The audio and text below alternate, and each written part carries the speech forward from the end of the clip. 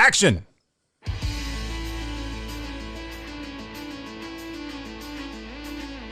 Good morning, race fans. The Announcer's Booth podcast is back for their final episode. Episode 12 is here.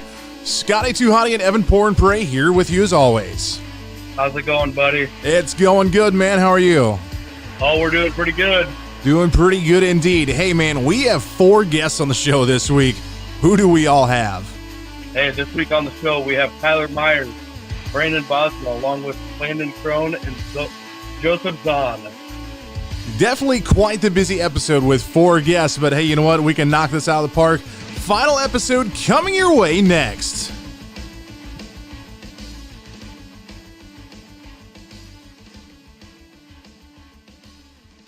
Well, good morning, race fans, and happy Wednesday to you. Another episode is here, and the final episode of season number 2 here for the Announcer's Booth podcast presented by Rapid Graphics. And Evan, it's the end of season 2 is here. Can you believe it? It is. I can't believe it. No, I can't. It's a little bittersweet. We've had so much fun this off season, bringing you race fans stories and interviews from guys through all out the region here and nationally as well. We've had a few guests on the show as well. And we do apologize for this episode being a little late. This should have been released a few weeks ago, and we planned to go to episode 15, but we had some setbacks, some equipment failure that needed to get fixed, and I transitioned to a new job working overnights, so my schedule and Evan's schedule not really lining up good to do these recordings, and also had a little bit of a hospital stay in there as well with myself. And Evan, I mean, you're also still on the mend yet from the knee. How is the knee holding up, by the way? Honestly, it's not very well. We're go to a specialist at the beginning of May and actually looking at a partial knee replacement coming up. Yeah, so my summer is pretty well shot. So we've had a lot going on these past few weeks. So like we said, we apologize for the inconvenience, and sadly, episode 12 here is going to be the final episode of season number 2. But you know what? We've had some pretty amazing guests. We've had awesome fan interaction with you guys, and we just want to take a moment and just say thank you to to you guys that listen each and every week and each and every episode.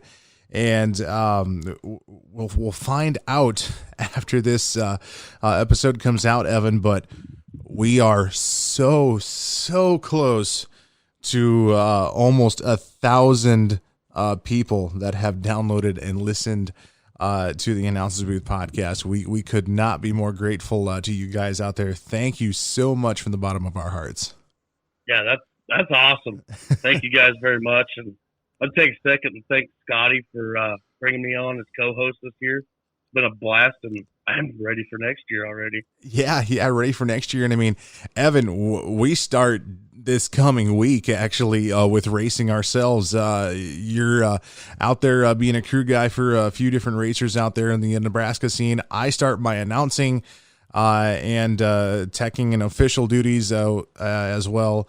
With a late model series and just a few other tracks around here. My schedule got a lot busier since we talked last. I added it up. I think overall I have just about 85 nights. Like 16, 17 different tracks, 4 different states, and I cannot imagine the miles that I am going to be putting on this racing season here in 2022. But it's all so worth it, and we both have a passion for this sport that we call and love dirt track racing, and yeah, well, we just wouldn't want it any other way. Oh, absolutely. We're in full race season now. We're in full swing. Yeah, race mode is indeed engaged, and don't worry, race fans. We will be back in the off season. I should say when Scotty goes into the off season, because Evan, you go into the off season a lot earlier than I do. April 17th is my start date. over at the new Raceway Park in Jefferson, South Dakota. My end date is October 8th in Slayton, Minnesota at Murray County Speedway. So, yes, between April and October, just about 85 races. So definitely going to be busy. And Evan, I know you're going to be busy doing some pit work there and possibly some announcing as well. It sounded like a few episodes ago over there at US 30. We're going to try. We got to figure out what's happening with the knee. I'm going to do as much as I can. If I can make it work to get up to US 30 and do some announcing, I'm going to do it. But we just got to see how all this pans out. Yeah, and first and foremost, you got to take care of yourself, take care of your health, and the same with me actually. So both of us are trying to do that. But once again, to the race fans and listeners out there that have been with us since season 1, actually, and then with Evan coming on here in season 2, thank you so much. We could not do this without you. You guys are the reasons why we do this, bringing you questions of the week each and every week, and different drivers from different classes all throughout the region here. And like I said, we even had 2 announcers that traveled nationally to that do these big shows and as well as these big series as well. So it has definitely been a blast here in season 2. It has been a blast. I was just thinking, Scotty, if people listening to this last episode, if you want to be on the show next season, get a hold of us. Yes, get a hold of us indeed. I plan on putting some stuff out. I'm going to have a lot of downtime again with surgery. I'm going to be bored. I plan on, making some questionnaires up for us. I know, Scotty, you kind of had a temporary one. Yeah, I want to come up with a formal questionnaire. Scotty, you know a lot of these people. 90% of them I don't know. You've been around announcing up in your area.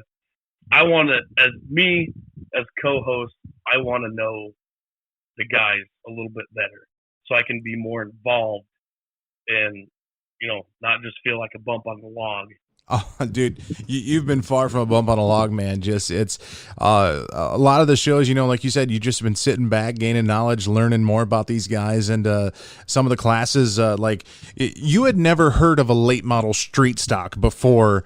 The guys that we interviewed this year that run that class, like Zach Olivier, Evan Miller, and as well as Aaron Foote. You had no idea what a late model street stock was till we interviewed those guys, and now you're like, what, screw knee surgery, I want to run a late model street stock. That sounds fun. Exactly. So yeah, no, it's been a blast having you on here, man. I cannot thank you enough for coming on here and co-hosting with me. It has been a lot of fun, and we do not have a question of the week this week, ladies and gentlemen, but we will be making one. So be sure to look for it on our socials on TikTok, the Announce the Booth podcast, as well as Facebook and Twitter. And the question of the week, brought to you by Four Orange Salvage, is going to be, who are the small businesses and sponsors that help keep your race car out on the track week after week, or even just sponsors, that sponsor racetracks. It doesn't have to be on a car. What are some of the sponsors that help out at the racetracks, just, helping promote the track and everything as well? We have a bunch of them here on the show as well, and we cannot say thank you to them enough to Four Orange Salvage for sponsoring the question of the week, for advertising here for that, as well as Rapid Graphics, the title advertiser here for the Announcers Booth podcast. Sodak iRacing Series advertising here as well for our phone lines, and then for the upcoming events that we do each and every week, Advantage Racing TV and AOK Photography and Design. Just to all of our advertising partners, we could not say thank you enough, and it has been a privilege and an honor to advertise for you guys week in and week out here on the Announce the Booth podcast. You pretty much nailed that one on the head. I don't think I could say it any better than you did. Yeah, it has definitely been a blast. So, like we said, though, Evan, we've got 4 interviews. Well, technically 3 interviews, but 4 guests here on the show today. We're just combining everything because, like I said, sadly, this is the last chance that Evan and I will actually get to record. Like I said, with me working nights and Evan just doing stuff during the day, and then we're both in different places at the racetracks on weekends. This will be the last time we'll be able to do this. So we got 3 interviews, 4 guests here on the show today, and we're going to hear from our first guest, and that is going to be Tyler Myers. Tyler Myers is coming off of a great how many seasons in a B mod there, Evan, when we talked with him here, and he talks a little bit about what it was like getting into the racing scene and how his family really is a racing family. And I just, I can't imagine. Well, I guess I can, because I have done this. Racing with your brother each and every week. Man, sibling rivalry has got to be one of the greatest, but yet most frustrating things, though, at the same time. Oh, it's got to be. I got somewhat of a brother. I've claimed him as a brother. I've thought about it, but we're too. Yeah, that would not be a smart idea to put us both in the class.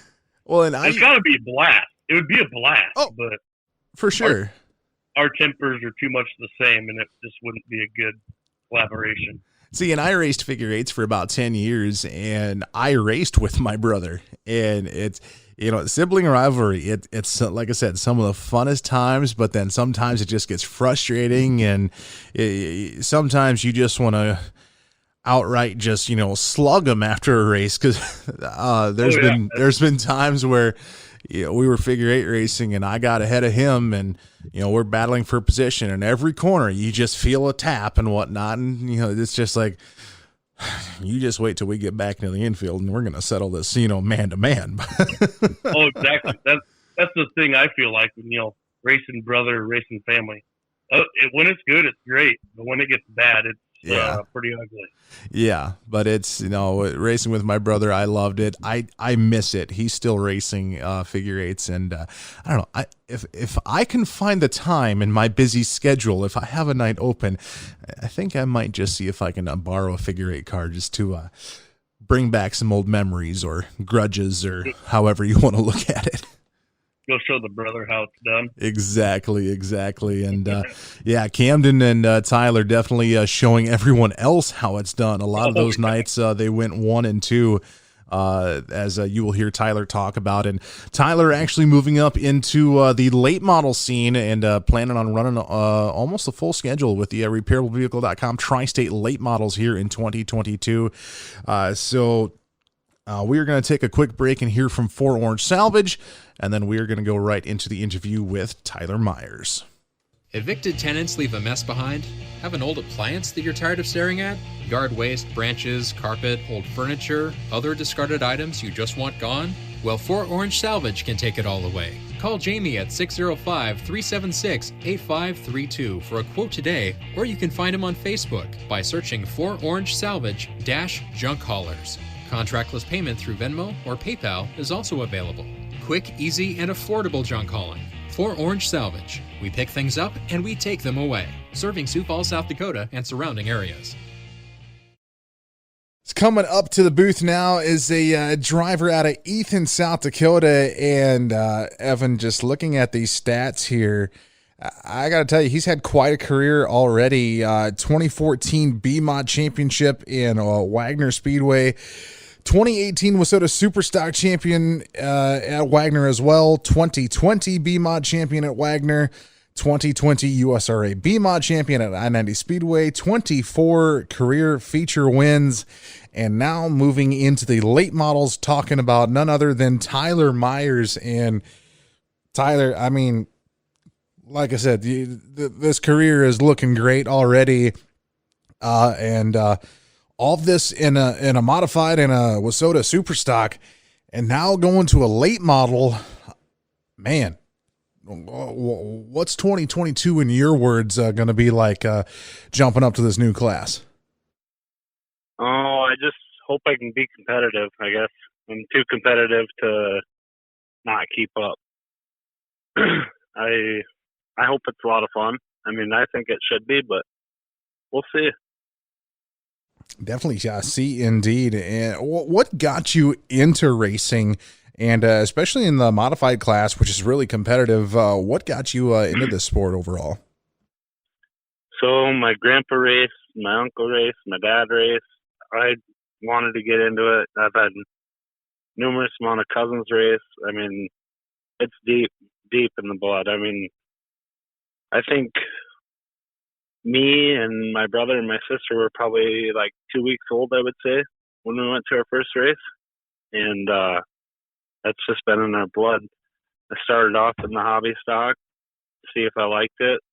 First race was actually a street stock special down in Wagner way back when. And I think we started in the back, and I think it was like 24th, and we drove up to 11th. And from there on, I was hooked. First night out, 24th to 11th. That is not bad. Yeah, it felt good to know that, okay, yep, this is what I was called for. But we went to the B-Mod, and then we didn't start off with the greatest equipment. I mean, we're young, we're bound determined to tear stuff up, so especially in that class. So we didn't start with the best stuff. We just got some seat time, got going, sold the car, bought something a little better, just throughout the years you finally get something good, when you're selling. And I mean, I don't know how many cars I went through, just selling and upgrading a little bit, and seat time's a big thing. That's why I'm hoping that this late model deal hopefully kicks right in. Hopefully I don't need a bunch of seat time before we're competitive. And having just a little bit of super stock experience in there as well, I mean, does that give you a little bit of an advantage, like going from like the super stock modified background into the late model then, or? I think so, because I honestly think that a B-Mod is one of the tougher cars to drive. I mean, the Super was easier to drive than the B-Mod.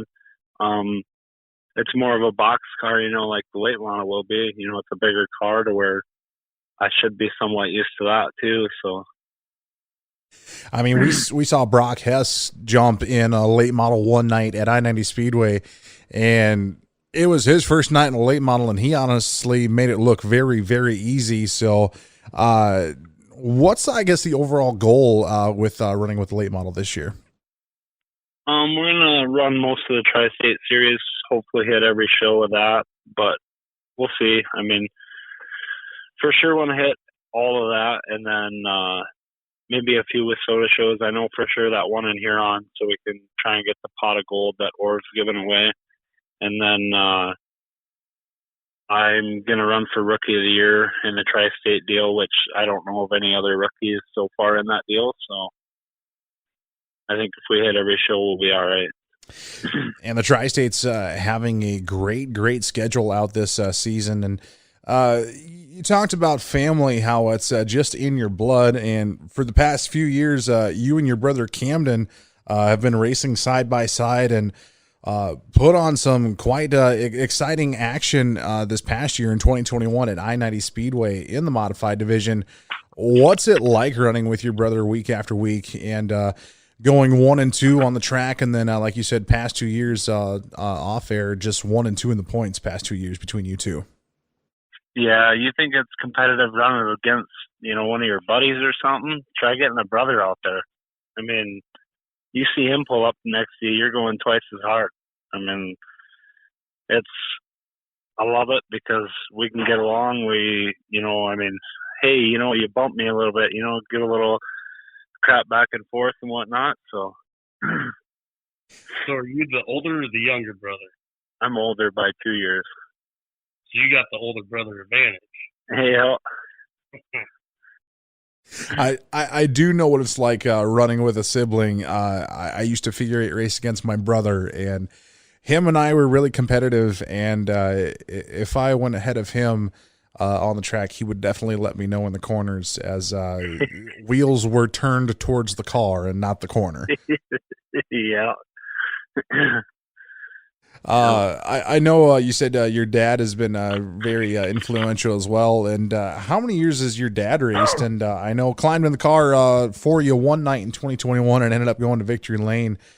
what's it like then working with your dad, just on the cars, and just how has he been influencing your racing career? My dad's probably one of the smartest guys I know around a race car. He, I don't even know how many years he's been racing. He took like 2 or 3 years off, but I think he's been racing since he was 16, I want to say. And he just hung it up here 2 years ago, I think. But he's ran probably a dozen shows in the last 2 years for me or Cam, or I think his last year racing he did like 6 shows.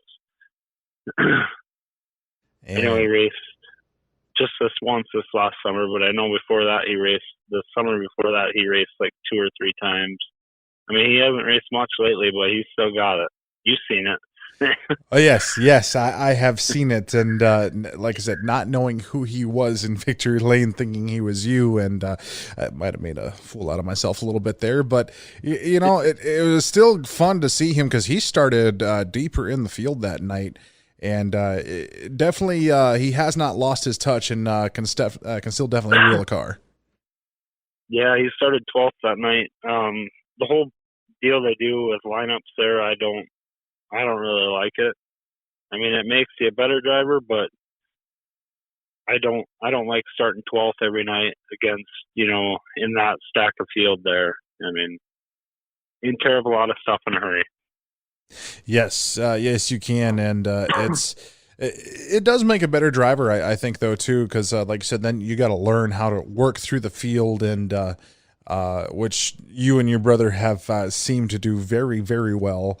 But has that helped just a little bit of becoming a better wheelman behind the wheel there, or is it just another night in the car, basically? I think it's helped. I mean, because you're starting back there, you don't like it unless you don't get wrecked. Then it's kind of fun sometimes, you know, when you're passing, especially when, like, most of this year I started 11th and Cam started 12th. So you know what we're doing? We're trying to race to the front. Whoever's going to get to the front first is going to win it, you know? I mean, so it's always fun dicing and diving and throwing slide jobs. There that one night, I think it was the third to last night or something like that. Me and my brother were fighting for the lead, and we were throwing slide jobs back and forth for about 3 laps, and the yellow come out. But I remember you can have that a lot night. of fun. Yes, it was definitely entertaining that night. I remember what night you're talking about, and the crowd was really getting into it too. Right. So moving forward, like I said, with 2022, hopping in a late model this year, and gonna have a lot of fun with that. You've got a lot of help from some different sponsors as well. Any of them you'd like to thank? Yeah. So we got Heartland Tanks and Supply out of Mitchell, Dozark Farms out of Puckwana. We got 605 hay grinding from Burke, A1 portable toilets out of Hartford, Bartland Construction out of Pierre, Deals Collision Center out of Chamberlain, Warning Harvesting from Ethan, All American Towing, Soak and Suds out of Kimball. I gotta be forgetting R&R Excavating. Tashirs, my work. Trying to think, I think that's about it. And then my dad and my girlfriend and 2 stepkids. I couldn't do it without any of them. My mom, my sister, my brother, all them guys. I mean, showing up every night makes it a lot funner when you do it with your family. Yeah, as it definitely is a family sport. And Tyler, just cannot say thank you enough for coming on the show, man. Greatly appreciate it, and good luck in 2022. Yes, sir. Thank you. So, yeah, Tyler Myers there is, Evan, you know, a lot of success in the modified division, and now jumping into a late model. I think it's going to be, you know, take a little while to get to the feel of that late model, but once he gets the hang of it and gets the right setup under that machine, I think he's going to go real far. Oh yeah, he is. It's just getting that, that little bit of seat time, getting the mod squirrels out to run, the little bit of changes that you got to do driving the late model from mod. And I think he's going to take off. I really think so too. And like we said, Tyler running most of the races for the repairablevehicle.com Tri-State Late Model Series, and going for the Rookie of the Year also in that division. So cannot wait to see what Tyler is going to do here in the Late Model Series. We're going to take a quick break here and hear from our title advertiser one last time here on the Announcers Booth podcast, and that is, of course, Rapid Graphics. And we have said this all season long that, going back to the 4 Orange Salvage, Jamie does a lot, with picking things up, taking them away. I have done business with him. A lot of people around the area have done business with him, and he is literally really good at what he does. Blake from Rapid Graphics is really good at what he does, too, with graphic design. Evan... he's done the logo design not only for myself for my logo design, but he's done one for you as well, and was also the guy that designed the graphic for the podcast here.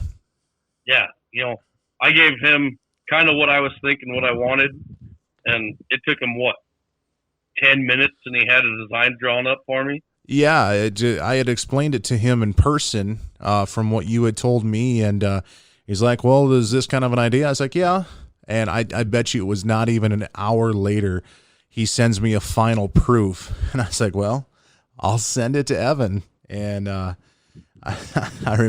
still remember getting that phone call. Let me add in quick, it was also off-season. He wasn't, full swing doing wraps and everything. Yes. It might take a little longer now, but the guy's awesome. Yes, Blake does amazing work, and like I said, I still remember that phone call that I got from you, Evan, going, that is awesome. Yeah. How much do I owe him for the design? So, just the fact that he took the, little bit of what we gave him and made what he made is like, all right. And just to paint you just a picture for you guys. So for those of you that do not know, I do a lot of stuff with autism awareness. And Blake took this design, and everyone knows me as Scotty Too Hotty, so my initials are S2H. So he put like a puzzle piece and everything inside the number 2 in the initial S2H. So it looks great. It's wonderful. I love it, Blake. It's awesome. And then I had him add a microphone to it because, I used to race, but now that, I'm doing a lot of announcing stuff, podcasts, whatnot, I had him add a microphone in it. So with Evan, those of you who do not know, Evan's last name is Herod. And Evan, I'll let you explain this, but you do a lot with suicide awareness. I do. I've lost, actually right now I got a shirt on with a buddy that we lost from it. The silent killer is what we call it. Hits me hard. I've lost way too many friends from it. We all suffer in battle, and just something that I've always liked bringing awareness to. And he just nailed it. So with Evan's design, it's EH stands for Evan Herod, hashtag pour and pray. Revert back to episode 1 of season 2 here, and you will know why that we call Evan Pour and Pray. So in the middle of the E and the H, separating the two, is the suicide awareness ribbon, and just the way that Blake was able to design it just knocked it out of the park. And like we said, he has done so much stuff, even made us a banner for when we do the live events that we have done this season. And yeah, we just cannot thank Blake enough. And for being the title advertiser here for the Announcer Booth podcast, Blake, thank you. It has been an honor and a privilege to advertise for you. And we hope to do that again next season. So here is the advertisement here for Rapid Graphics. Rapid Graphics, located in Rock Rapids, Iowa, on the corner of Highway 9 and 75, specialize in graphics and signage of all types. They specialize in indoor and outdoor signage, banners, commercial vehicles, custom logos, race car graphics, and much, much more. Rapid Graphics have the tools to get your job done, and you can find them easily on Facebook at Rapid Graphics 12. For more information, contact Rapid Graphics for all of your custom graphic and signage needs today.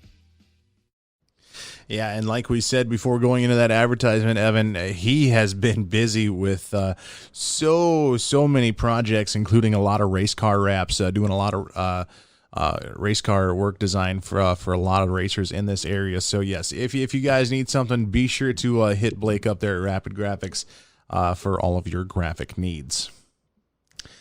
Our second guest here on the show is a sprint car driver out of Rock Rapids, Iowa, and that is Brandon Bosma, and he talks about how he got into the racing scene, and how it is also a family affair for him as well. And Evan, that's just a pattern that we seem to be seeing all the time, is just racing and family, how the two just go together oh so well.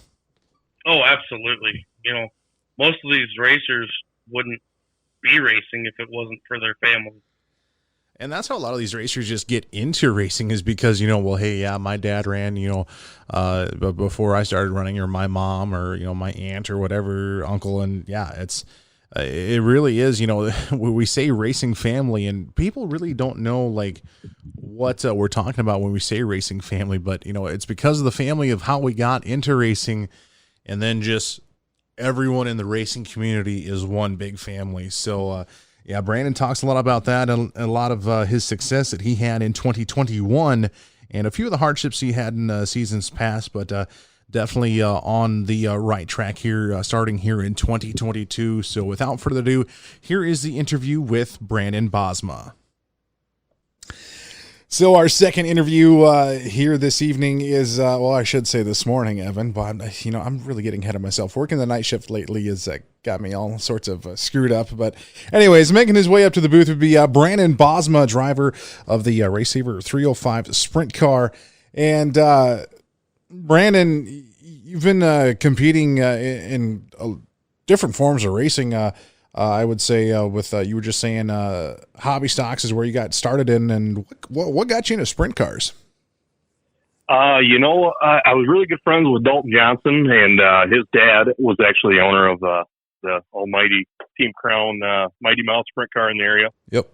We went to Houston one night and went and watched the sprint cars, and I'm like, you know what, I want to race one of these.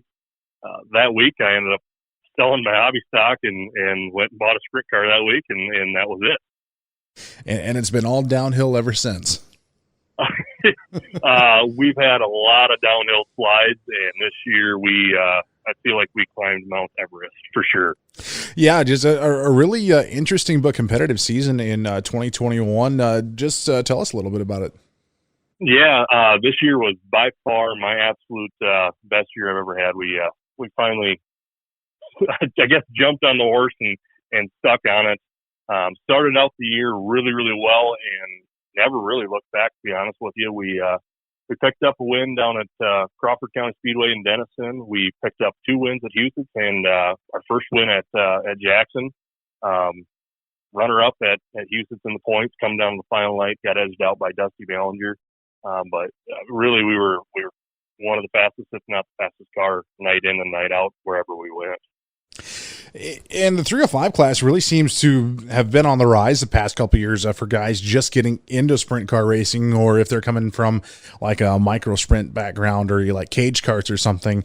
Also, you see a trend of like a lot of dirt bike guys coming over from the motocross into sprint car racing. What's it like running then, like with the 305 class? I know you've done some 360 stuff and raced with the Midwest Sprint Touring Series a time or two. What's it like jumping from like a 305 into like that 360?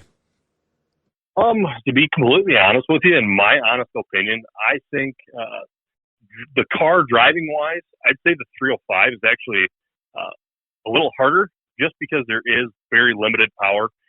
It's all momentum. You can't make mistakes where in a 360 you got enough power where you can typically drive out of a mistake, or you'll lose a little bit of ground, but you'll pick it right back up. Where a 305, you get a little sideways, it pulls the motor down. It's going to take a half a lap at least to make that back up, or you slug hit the cushion, you slug the motor down. You might get passed by 3-4 cars. The 305 class is a fantastic class just in that aspect, because it is very, very tough. Very tough indeed. And I mean, you're racing with guys like you mentioned, Dusty Ballinger, Lee Ghosh Jr. You got long hair John Lambert's in there too, a veteran driver. Jody Rosenboom, all-time winningest driver in the 360 division at Houston Speedway. He also runs a 305 every now and then. Just what's it like running with the guys that have been in the game for a while? And have you ever just gotten advice from them, or just stuff that can help you make a better driver out of you behind the wheel? Oh, absolutely. Running with all those guys, it makes it a lot of fun. There's people that, they'll complain, you got, Dusty, Jody, all those guys, John, they shouldn't be running the 305 deal. In my opinion, absolutely, we want them in that class, because if you don't have guys like that, you're not going to get any better, because, if you're racing against, somebody that's only got a couple years experience, yeah, they might be good, they might be fast, but they don't have, 20, 25 years of experience racing. So just being able to watch those guys, see what they do, there was 2 races this year that we absolutely should have, 2 more races at Houston that we absolutely should have won this year. And I got beat by experience. The one night, John Lambert, he knew the top was coming in and wanted to. He got around me, and I couldn't get back to him.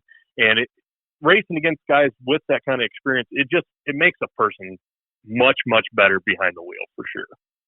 In Houston, I mean, we've talked to guys already where it's, they say, that Knoxville is fast, but, Houston will make you a driver out of you.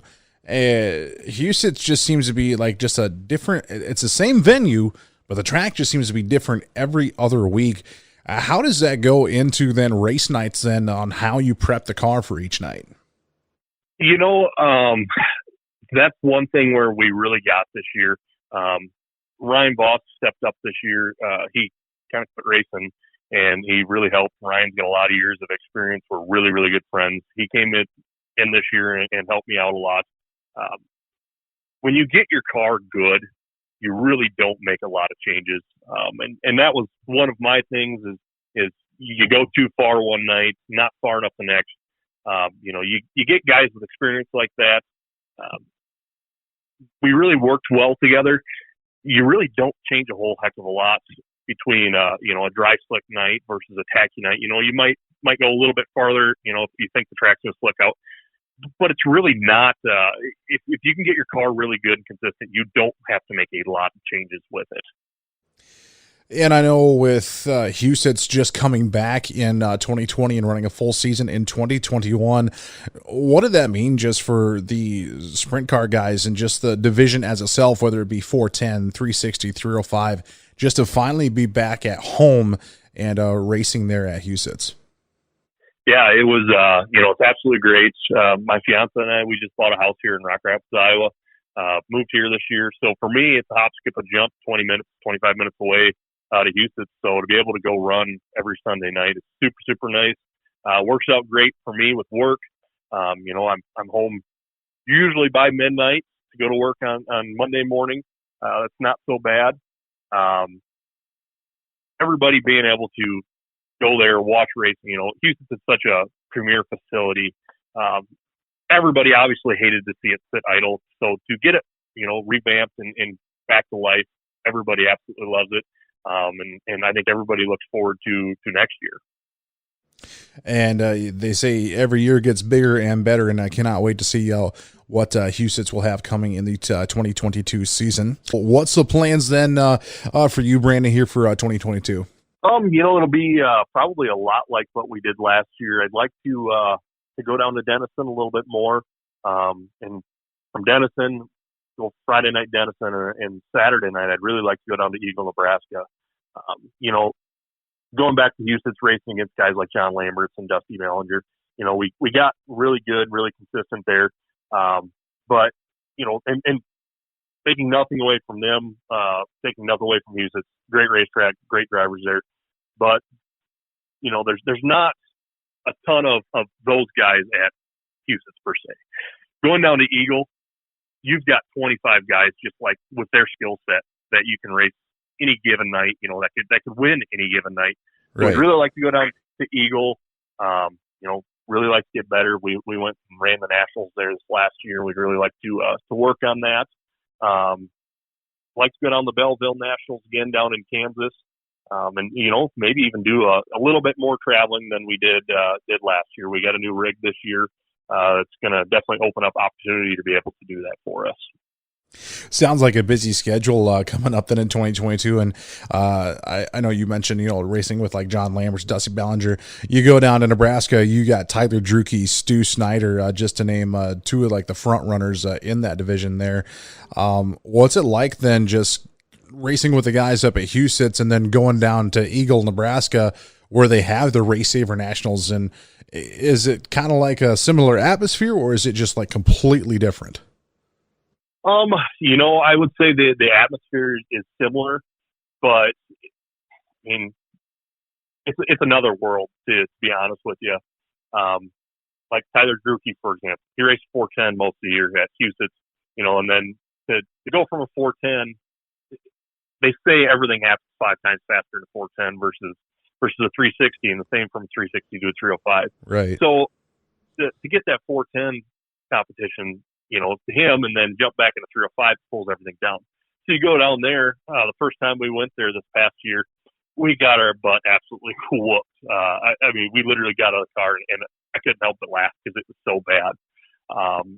We went back to the Nationals. We ended up making the A-main at the Nationals with 120 some cars there. So we were pretty proud of that. But it's the competition down there is unlike probably anywhere else across the whole United States. And I mean, it's just a great feeling though to know that you got guys that run all 3 classes, and it just keeps kind of everything equal, I think, in my opinion. Just to see racing back at Huset's, I know is a wonderful feeling, and sounds like 2022 is going to be a good year for you. Yeah, I'm really looking forward to it.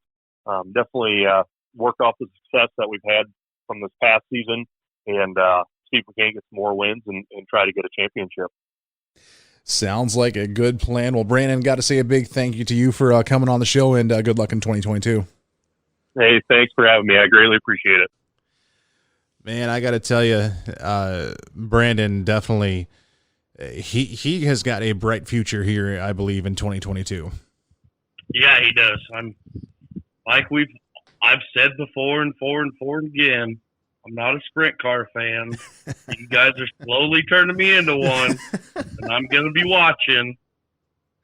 Oh, we definitely need to get you to Houston Speedway for a few races, and then I think the tide will finally turn to the sprint car side. No, it's Brandon. Good luck in 2022, man.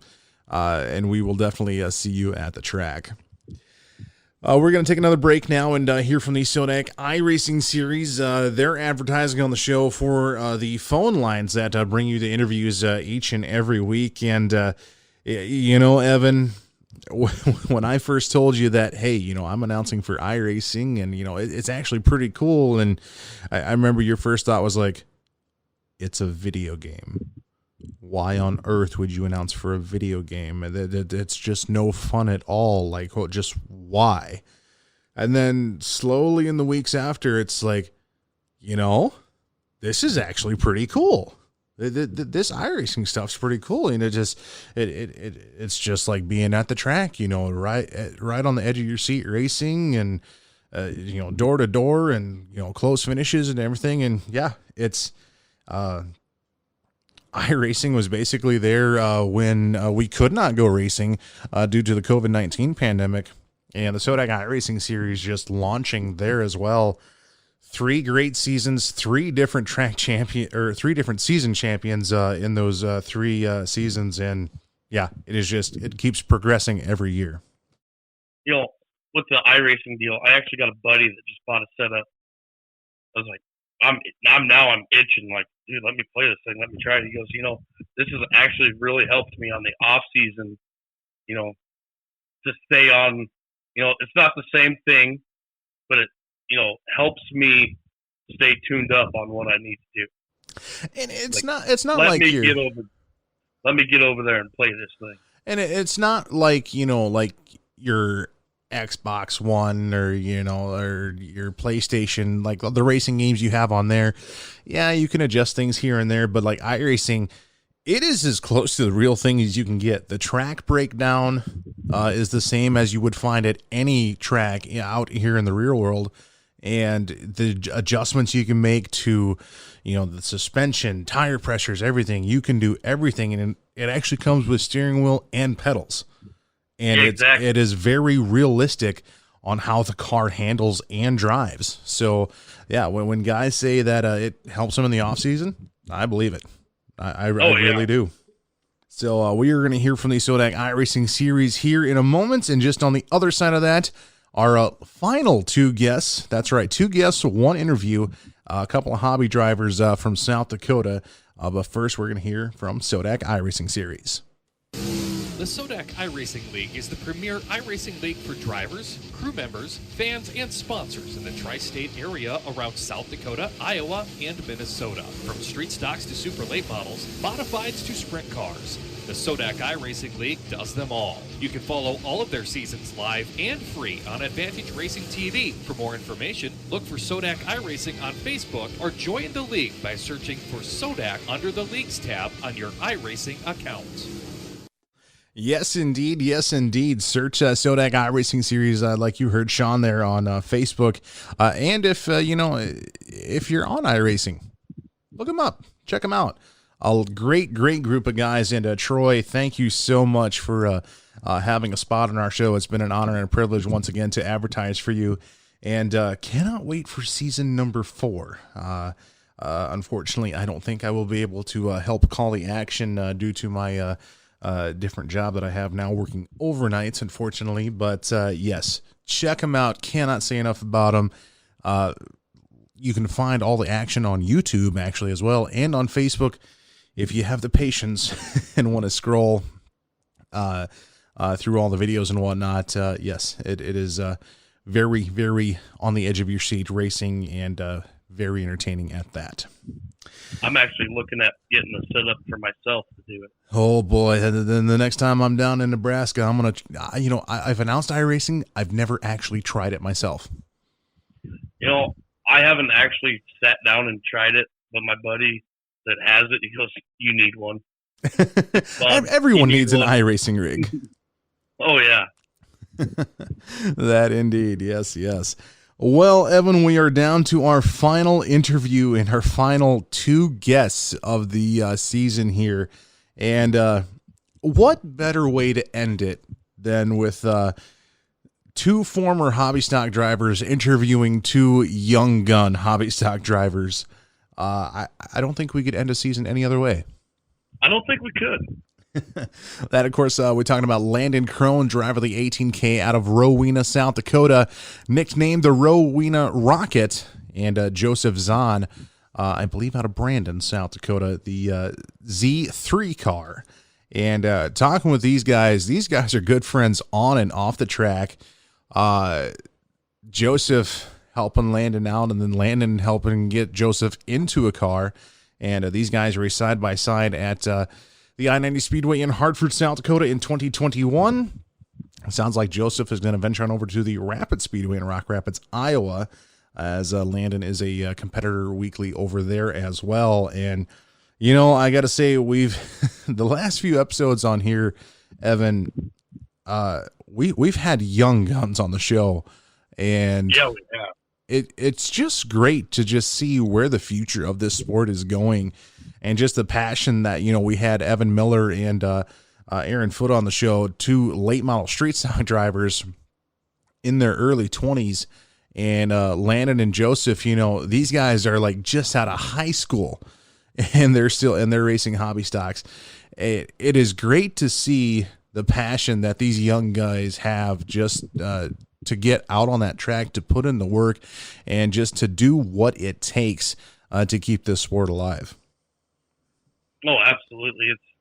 It's wonderful to see, like you said, these young guns stepping up. And, you always worry about that as a racer. Is there going to be a next generation?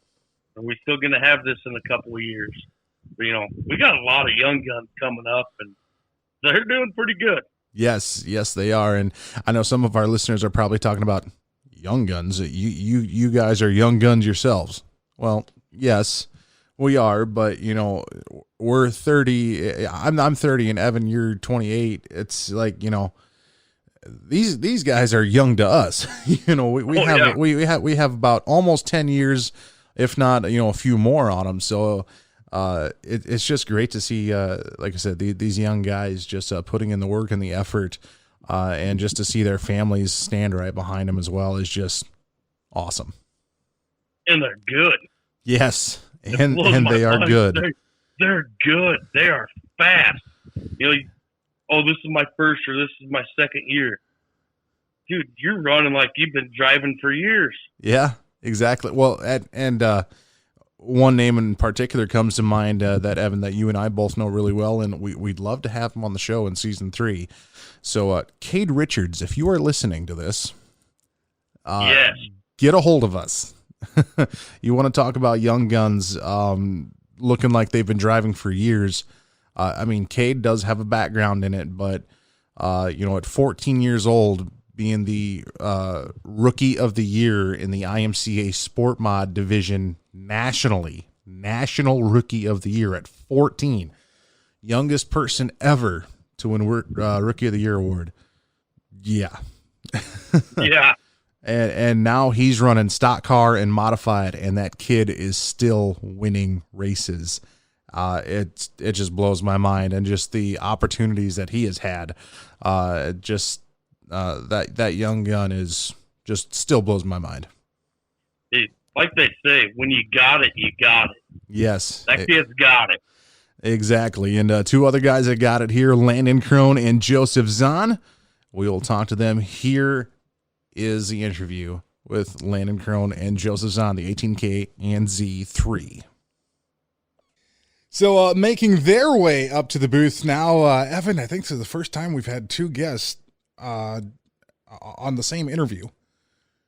I'd say so. I don't think we've ever done this before. I don't think we've ever done a joint interview before, but, it makes it simpler. These guys are good friends on and off the track. They race in the same class, so figured, hey, why not put them together for one interview? So, of course, we'd be talking about Landon Krohn, driver of the 18K hobby stock, and also Josef Zahn, driver of the Z3 hobby stock. Landon out of Rowena, South Dakota, and Joseph out of Brandon, South Dakota. And guys, you guys had a pretty eventful season in 2021 and 2022, looking to be your guys' year. How did you guys meet, and how did you guys get started into racing? Well, I started racing when I was about 4 or 5 years old in go-karts, and it's kind of something I've always been into. My dad's raced his whole life pretty much, and he kind of got me into it. And I seen the hobby stock in the corner one night, and I asked him if we could pull it out, and that's kind of how I got my foot in the door for stock car racing. And I know, Landon, you've been you actually drove your dad's chassis there for a little while. How old is that car? Oh, I'm not exactly sure what year it is, but I think it was built very, very, very early 2000s, like anywhere from 2000 to 2003. So, I know the chassis has been around a while, but getting to following your dad's footsteps in that. And Joseph, I know the Z3 car making an appearance last year at the I-90 Speedway is where we first saw you. How did you get into hobby stock racing? When I was about 10 or so, I was hitting in pure stocks actually for one of my dad's coworkers for a while, and so we got really big into that, and I've always been around racing for a while. And last winter I just sat down and talked to my dad, and after I was good friends with Landon for a while, I asked, what do we got to do to get a car put together? And he said, let's just do it and get it over with since you're graduated. So next thing we know, we had a car put together, and here we are. And you're both running hobby stock class, and I know a few rule changes in 2020. Definitely, I think improved the class. Getting to run racing tires, the American Racer G60s. Landon, you've run on street tires, and now you've run on the racing tire. What's the biggest difference that you noticed just switching from the street tire to the racing tire? I'd say one of the biggest differences I've noticed is it's a lot easier to control the car. But then again, when I was on street tires, those were my first few years, and I've gotten better as a driver as we were transitioning. So I can't really give a 100% accurate statement because I wasn't at my best when I was driving on street tires, and I'm still not at my best. I'm still trying to improve, but I would say the biggest difference is just control-wise. It's a lot easier to drive the car. And Joseph, your first night in the car, I mean, had to be just a little nerve-wracking. I mean, you kind of watched Landon. You've been around racing for a long time, but first night in a car, just being behind the wheel is a very different feeling. How'd that first night go for you? Well, the first night I actually met you last year, Scotty, I was already sitting in turn one getting wrecked, obviously, on that unfortunate night, but it was a definite eye-opener, I guess, when I first came into it. I thought it was going to I knew it was going to be hard right out of the get-go, but I didn't really think it would be as hard as I expected. And now every night is just now a learning curve every night. And the level of competition that you guys are racing with, too, you guys are racing with guys that are top 5, top 10 in national points each and every year. Dustin Gulbronson, the number 6 car, Tracy Luska, the 86, Levi Vanderweide, the 8, the X, and Tyler Schlumbum. What's it like racing with those guys then? And have those guys helped you out at all and given you some pointers? And Landon, I know your dad used to race. How has his knowledge help you behind the wheel? Well, I mean, a lot of his knowledge is just kind of telling me what I should do and what I shouldn't do after watching what I have done. It's been so long ago since he's raced, and these cars have changed so much. I mean, back when he raced, the number 1 car would be getting lapped. Now it's just everything's changed so much since then, and the cars have gotten so much faster and they handle so much differently. So there wasn't really much he could tell me, I guess. I mean, the springs and the shocks we're running now compared to what he was running are a night and day difference. With us coming into our first year, if it wasn't for Landon and Tracy and Dustin, I don't think my car being in the way it is now wouldn't be possible without those guys. We didn't really know much about all the new stuff going on with hobbies, with all the new rules and everything, and those 3 guys have helped us tremendously getting the stuff that we need to know correctly and how we can get the car running properly throughout the year. Fun fact, actually, I got pulled over in Joe's car by a sheriff when we were trying to get running for him. Oh my goodness, yeah. That's did you get away with it, or were there tickets involved, or what happened with that? Well, actually, this is the second time I've gotten pulled over on that road. One was in my car, and the second one was in his car, both in the race cars. But yeah, two different cops, and he just kind of looked at me and said, "I can't tell you to quit, but I can't tell you to keep going." So he just drove the other way and told me to make it quick. Yeah, it was not a very eventful thing sitting at work and getting a message from Landon of a picture of a cop car behind my car in the afternoon.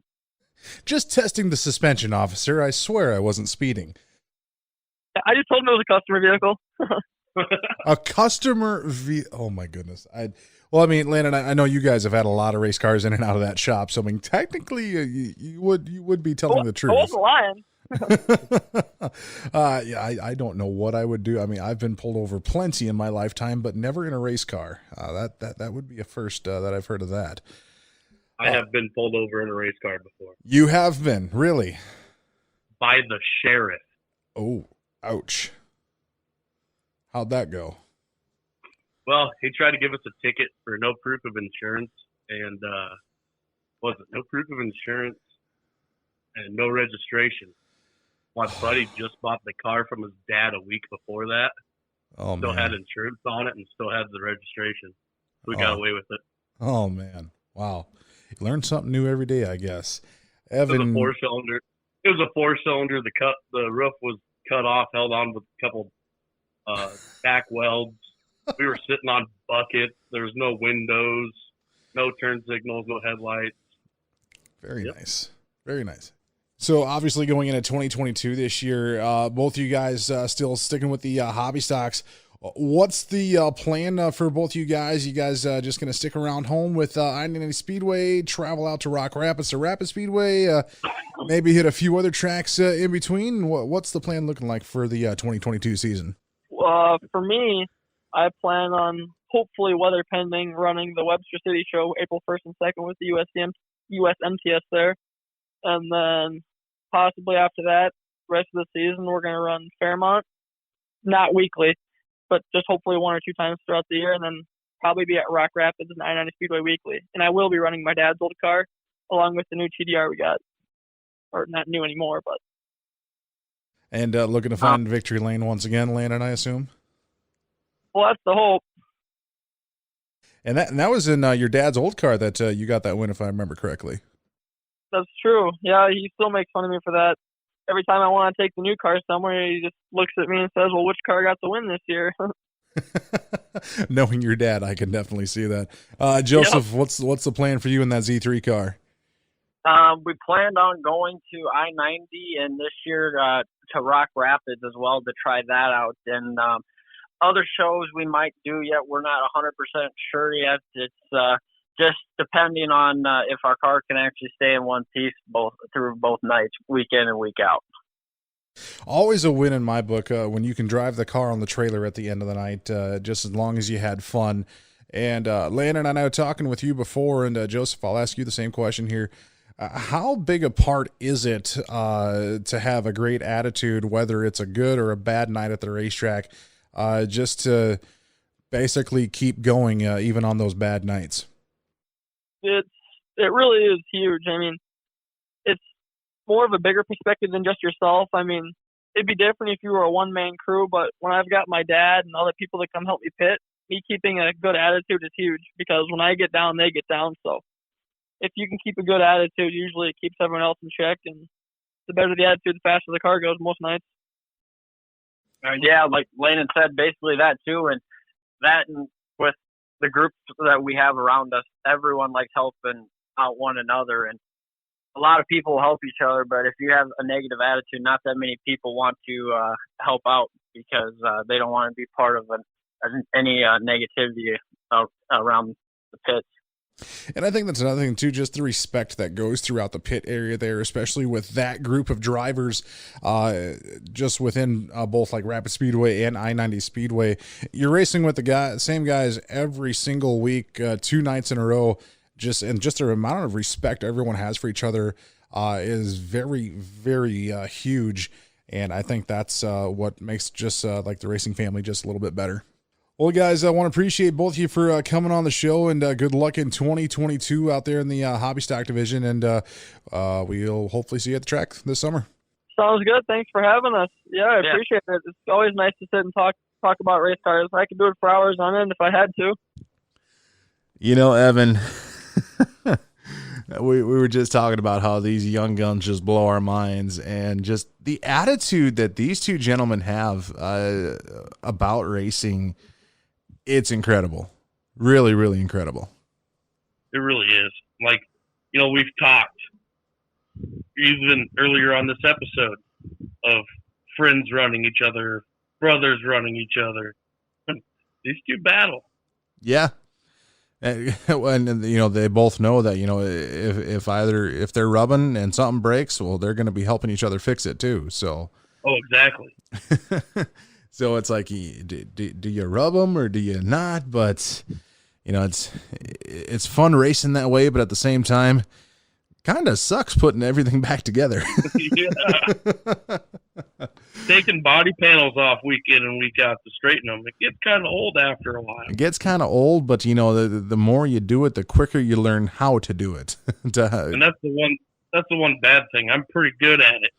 Yeah, well, I've seen you race. I've called a few of your races already. Yes, I will agree with that. We get a little wild sometimes. Yeah, just a little wild sometimes. Yes, indeed. Yes, but no, good luck in 2022, gentlemen, to Landon and Joseph there, and we shall see you at the track here sometime in 2022. Well, Evan, we are down to our last two advertising partners here on the show, that being Advantage Racing TV and AOK Photography and Design. And both produce quality products. Advantage Racing TV branching out to more tracks this year on a weekly basis. I don't know the exact number, but I'm going to say weekly. Roughly, I would say between 8 to 10 tracks weekly for Advantage Racing TV. Yes, they are. They have branched out even more here in 2022 than they have in 2021. And the product they produce, just bringing you local racing in the area, they've got a lot of great camera angles. They really do. And honestly, I think some of the tracks should probably, step in and be like, hey, you're putting a camera there. We might want a camera there too. Yeah. They got some great, like you said, camera angles. Yeah. Produces some great shots. You see shots from the grandstand, shots from flag stands, infield shots, victory lane shots. Just wherever the action is, they will catch it. And yes, cannot say enough about Advantage Racing TV for being an advertising partner. AOK Photography and Design, Alex Austinson. The man knows cameras, and he is great with one as well, and everything he points that camera at just comes out beautifully in picture form. And just Alex does everything. He does pictures, hero cards, I think canvas prints, as well as calendars, and you name it, Alex pretty much does it. Oh, he does. We had some hero cards he did for us, and my 7-year-old got one, plays with that thing daily, and it's still intact. So, yes. Pretty good quality. Yes, very, very good quality product indeed. So check both of these advertisers out on Facebook as well, and for Advantage Racing TV on the World Wide Web at www.advantageracing.tv. And like I said, they have so much on their schedule here in 2022. It is amazing. So for the final time here in season number 2, here is the ad reads for Advantage Racing TV and AOK Photography and Design. Advantage Racing TV is your source for local entertainment in the tri-state area. From compacts to late models and sprint cars, Advantage Racing TV has just what you need to cure your racing ailments. Check them out online at www.advantageracing.tv and take advantage of your racing addiction. AOK Photography and Design is the place for all your photo needs.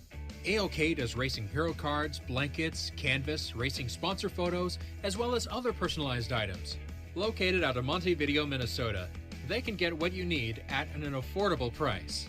Check them out on Facebook for more information, and you'll find that their guaranteed service is AOK. Yes, AOK Photography and Design and Advantage Racing TV. Go check them out, and you will not be disappointed in the quality products that they both produce. And, Evan, we've been saying thank you to everyone on the show today, all of our advertising partners that we have been working with this season. We got to say a big thank you to 3 other voices that you guys hear weekly on the show here. That, of course, being Matthew Broadus, childhood friend of mine who has done the advertisement reads for Orange Salvage and AOK Photography and Design. Matt, like I said, I grew up with him. He has a very, very well gift that has brought him into the world of voice acting. And it is some of the things that he has been able to do. It still blows me away. He has done stuff I know for like Alexa audiobooks. He has done stuff for some like Star Wars fan films, this and that. He's done just like other stuff related to Disney and Pixar, and he does some of his own stuff too. And him and I have collabed already a few times, and it is just great to see everything that he comes up with. If you want to know more about Matt, look him up on Instagram. You can find him at Matt B Voices. All one word, Matt B Voices. Check him out on Instagram. You can see a lot of the stuff that he does and a lot of stuff that he comes out with. And like I said, I grew up with him. It has been awesome just seeing where his career has taken him. And when I wrote these ad reads, I sent them to him. I said, hey, you think you can do anything with these? He's like, yeah, I'll see what I can do.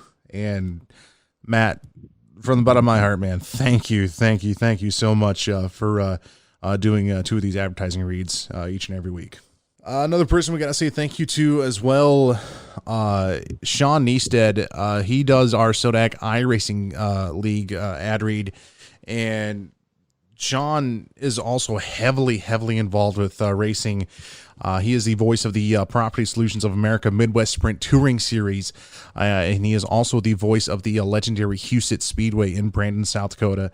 And Sean is one of my mentors as well. When I first started this announcing stuff, Sean showed me some tips and the do's and don'ts in this business, as well as just giving advice when needed, and just listening to things that I had to say. And Sean, I cannot thank you enough for doing this ad read on the show as well, and just being a mentor of mine.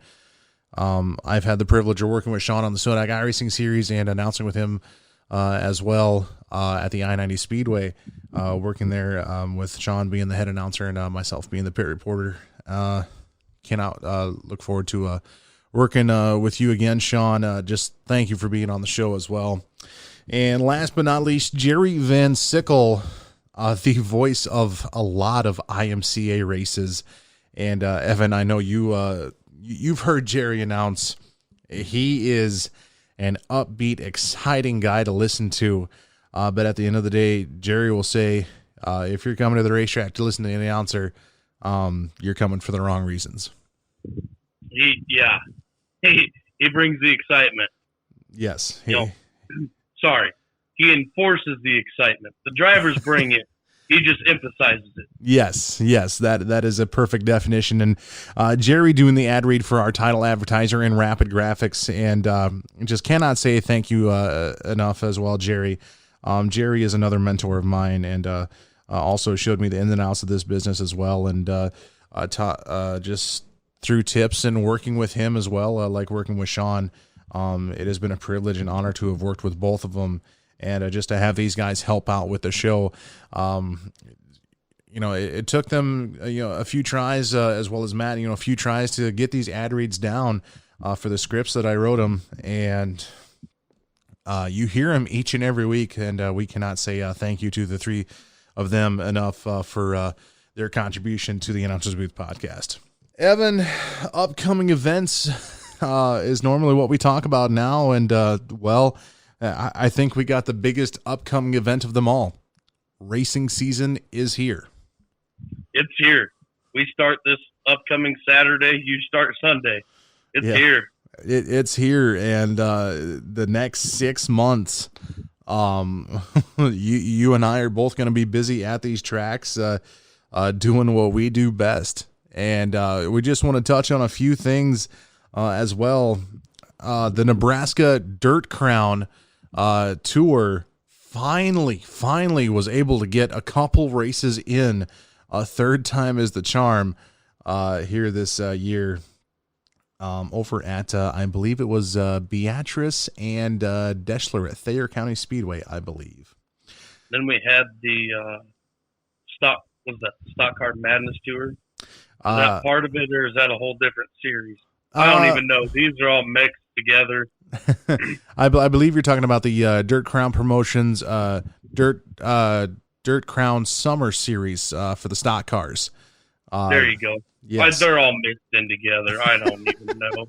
Yeah, the Nebraska Dirt Crown Stock Car Summer Series just kicked off this past Saturday at Off-Road Speedway. So, opening night, of course, for points racing is at Off-Road this week, but no, just kicking off this past weekend. What a show it was. And go to their Facebook, look them up, Dirt Crown Promotions or the Nebraska Dirt Crown Tour. and they will tell you all about the tour and the summer car series that they have this year. Another one, the Midwest Madness Series presented by Western Iowa Racing Results, is another tour that is going to be hitting the Northwest Iowa area. That is actually, they're starting in Minnesota, believe it or not. Worthington, Minnesota is when they're going to be starting. Check them out on Facebook as well. The Midwest Madness Tour presented by Western Iowa Racing Results. Tim Screen coming up with this tour a few years ago. So now this is I believe it's 4th year for the tour, I believe. I believe so. Yeah, so it's 5 races, 5 in a row, 5 different tracks. You're not going to want to miss that as well. Evan, a big show near and dear to our hearts, the Abe Lincoln Memorial, happening in September, September 16th and 17th, over there at US 30 Speedway in Columbus, Nebraska. You are not going to want to miss out on that, ladies and gentlemen. Another show in our area, well, I should say in my area, the Ben Nordiff Memorial, happening at Houston Speedway. You can check out the Tri-State Late Models Facebook page for that, and for their full schedule as well.